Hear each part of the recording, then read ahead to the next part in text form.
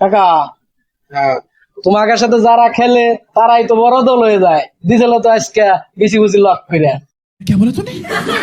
জানাই। শোনো, তোমার আমি কই, তোমরা পোলাপান মানুষ, জ্ঞান খাটায় একটা কথা বুঝো।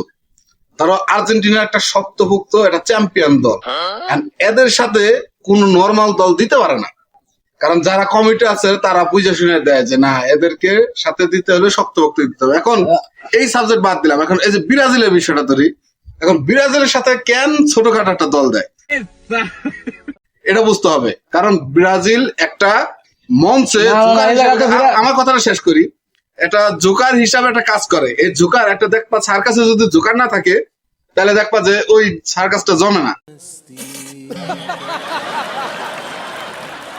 তাই এই খেলাধুলাটাও এরকমই, ব্রাজিলকে রাখা হয়েছে মাত্র যে জোকার হিসাবে, যাতে তারা আনন্দ দেয়। তুমি একটা জিনিস খেয়াল করো, এই যে নেইমার কথায় কথায় স্যাসার খায়, কথায় কথায় পিছল খায়, কথায় কথায় পড়ে যায়, এই জিনিসটাই মানুষ উপভোগ করে। এর জন্য ব্রাজিলের সাথে নর্মাল দল দিয়ে এদেরকে একটু টিকায় রাখে, আচ্ছা ঠিক আছে, যাতে বেশিক্ষণ। আর এরা যদি না থাকে তাহলে কিন্তু আমাদের সাথে কথাই পারা যায় না। আমি ঠিক আছে কিনা আপনারা কমেন্ট করেন, আমাদের সাথে কথাই পারা যায় না, ঠিক আছে। না এটা সত্য কথা, এটাই সত্য কথা, কারণ ব্রাজিল রাখে একমাত্র জোকার হিসাবে, এরা বেশিক্ষণ না থাকলে দর্শক খেলা দেখবে না।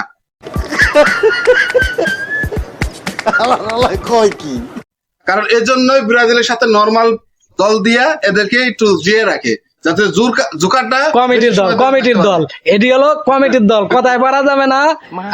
দিছিল না 90 মিনিটের পরে জিতা লাগছে, দিছিল না বেশি বুঝি লাগ করে দিছিল। আর কমিটির দলের সাথে কথা কয়ে পারা যায় না।